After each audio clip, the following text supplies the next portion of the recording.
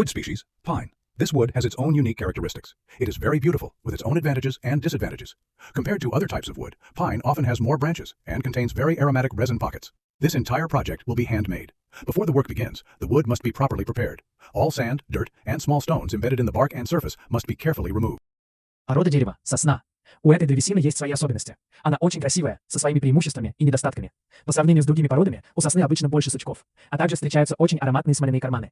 Весь этот проект будет выполнен полностью вручную.